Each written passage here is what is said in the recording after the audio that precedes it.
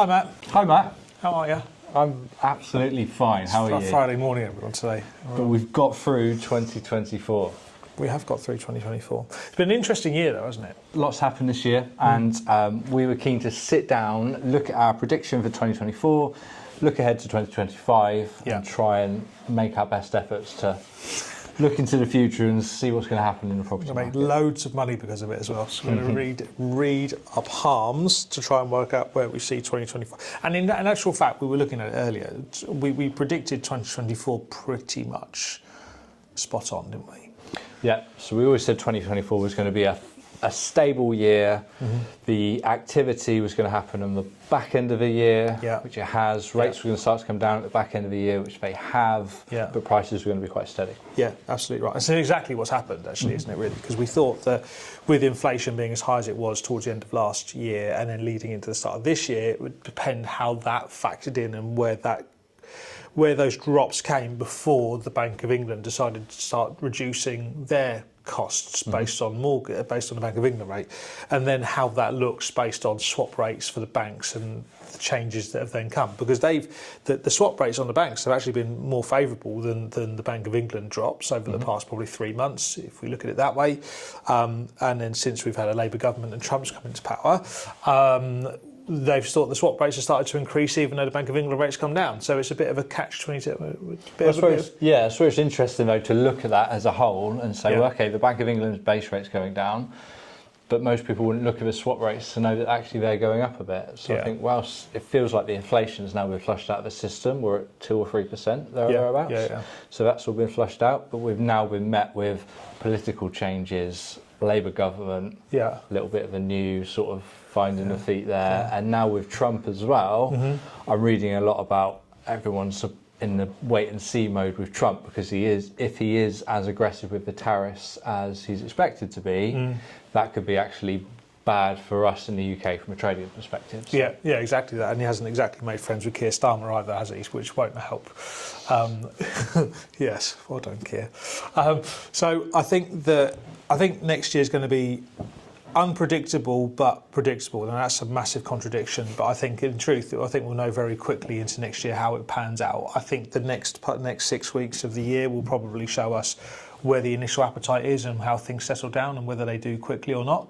Because we've seen growth in stock market and the FTSE 100, but we've also seen a growth in Bitcoin, because that's obviously a massive factor for Trump, because he's very pro that.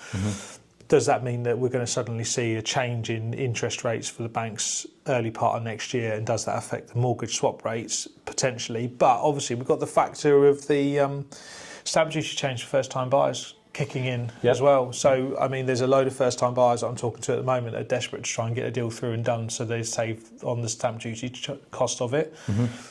Your second home property charge for any investors is now 2% higher immediately, 2% higher.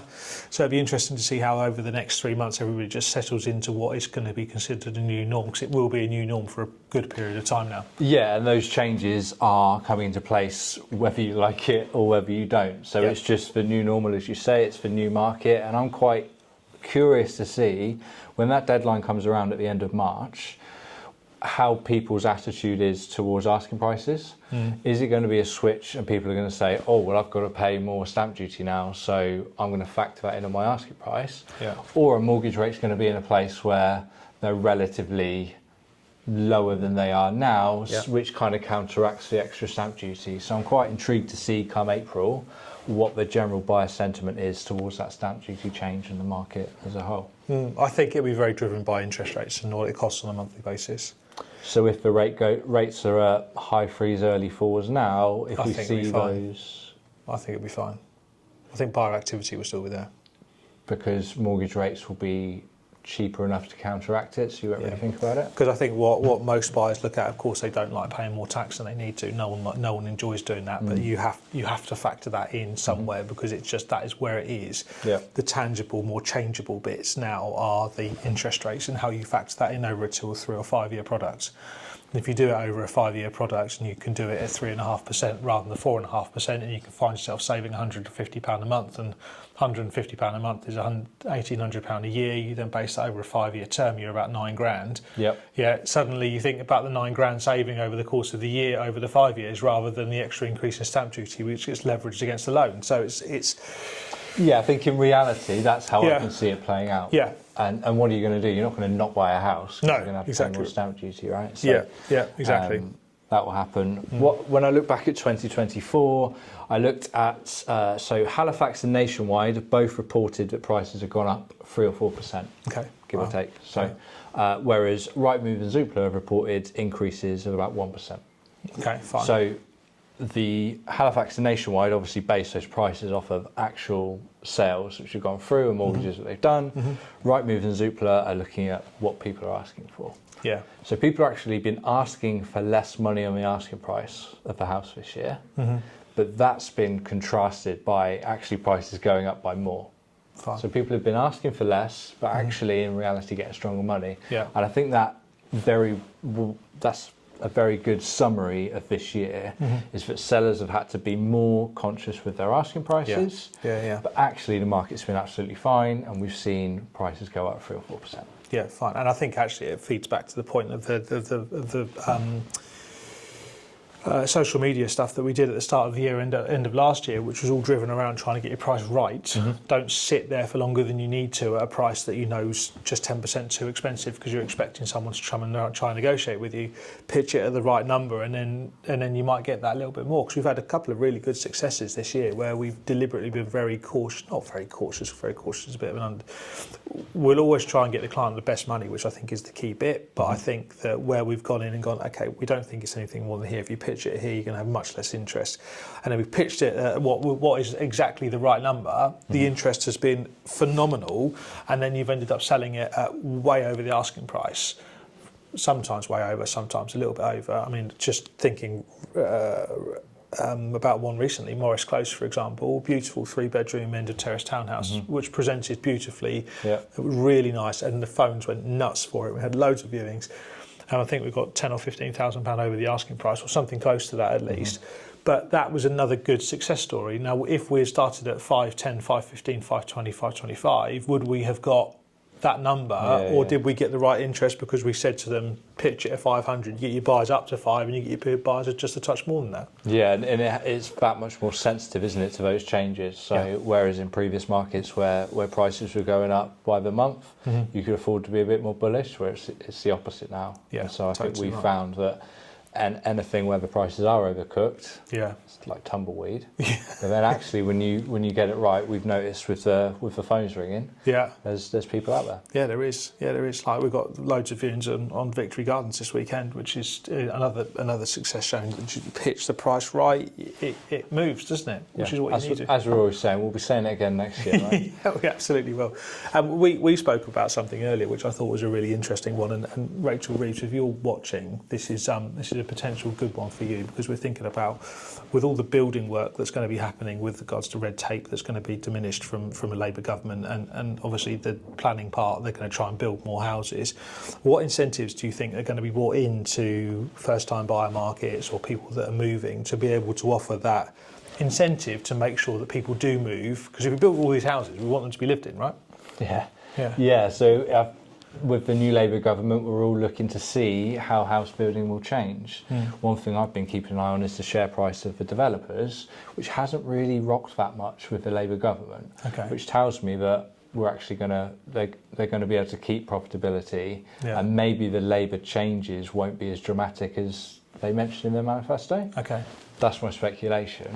What I do wonder though is if we will see some kind of new Help to Buy type product. That was extremely popular, obviously ran for a long time, has recently come to an end. If there is more building, I wonder if we'll see some kind of Help to Buy product to just help people onto the ladder. Or, more extreme, will we see a government-backed mortgage type thing, which I know has been mentioned in passing over the last year, 18 months. Maybe that might be a bit extreme, but I do wonder. Yeah, and I think obviously we're keen to, well, it sounds like the government are very keen to get people out of being get them away from being landlords, which will then squeeze the tenant market even more. And is there a 100% mortgage option out there for tenants coming out of their rental properties to buy their first home in a new build type environment?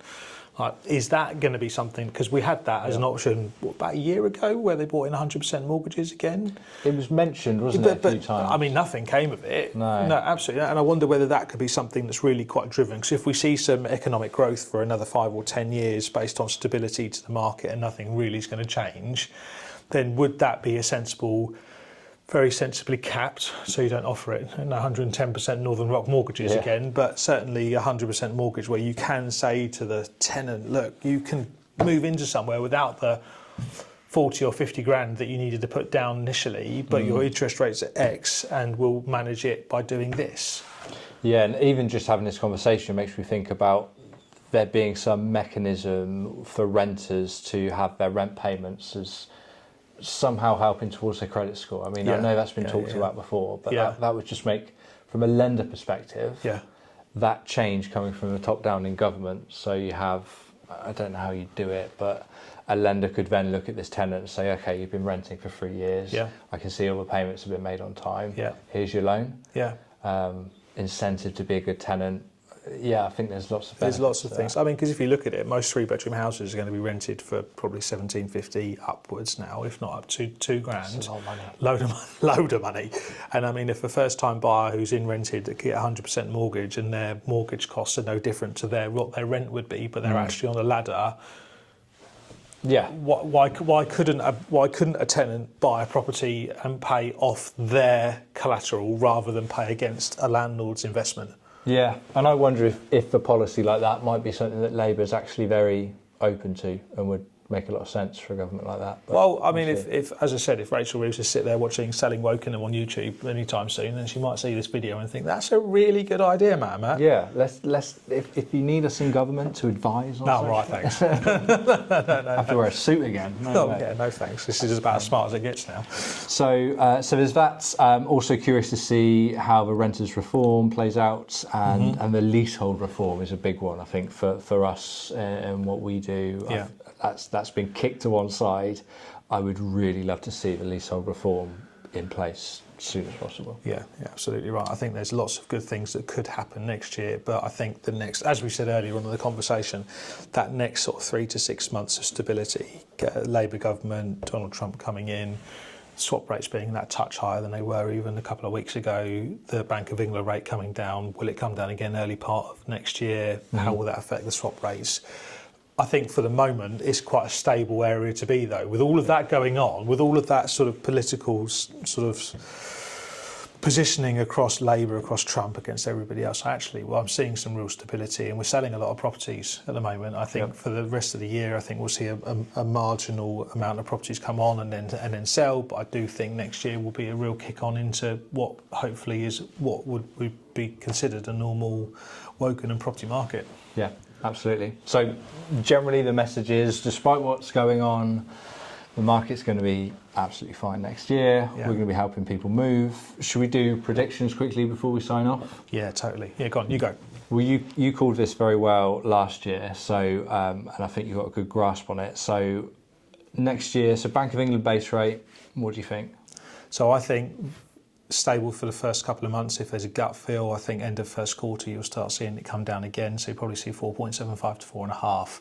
I do then think there'll be a incremental change down to maybe low 4s, if not 4 and a nose by the end of next year. They had anticipated 3.5 actually, but I think since everything's changed so quickly with the elections across the pond and also here, I think it will stay that little bit more conservative. Yeah. I'm going 4% base rate by the end of next year. Yeah, I think that's about right. Asking prices or house prices in Wokingham in 2025? Stable, certainly stable. I think, again, it's a typical message of trying to get the price right at the start. Please don't just put it on at 10% more because you think buyers are going to pay you 10% less. That's not how it works. They won't look, and it will sit there for longer than it needs to. I expect half year we'll start to see some more aggressive increases, but I think that's very dependent on the Bank of England base rate and how things factor out next year. So I'm saying in Wokingham, 3% growth, nationally 5% growth. Yeah, I think that's probably quite sensible. But yeah, I mean, Yeah. if it's more than that, we're all winning. But I think anybody that's looking to move at the moment, factor that into your calculations, because whatever so if you're if you think of downsizing, if your increase in growth is much smaller than it will be at a £400,000 or £500,000 house. So if you're selling at £1 million and thinking to downsize, you're looking to buy somewhere at 500, you won't suddenly sell at £1,050,000. Because you just won't, unfortunately. You'll probably sell at the same number, but you'll end up paying more on the lower level stuff. So get your house on the market earlier on into the new year so that you can be in a position of power for the April market, which I think will help you then try and find the right buyer. Yeah, it's all about that power position. All about that power position. Whatever the year is. So as always, we're going to be helping people move home in 2025. Hope you found this useful. We will be back again with this at the end of next year to see how our predictions play out. Hopefully we're right. I'll be happy if we are. Well, it's important we put this out, I think, so we can nail our colours to the mast. Absolutely right, yeah. And for better or worse, we'll put this out there and you can call us out if we're wrong and congratulate us if we're right. If we're right. Well, thanks very much for watching. It's been a pleasure talking to you and it's been a fantastic year for us this year. We can't wait for 2025, can we? Roll on 2025. Roll on 2025, yeah.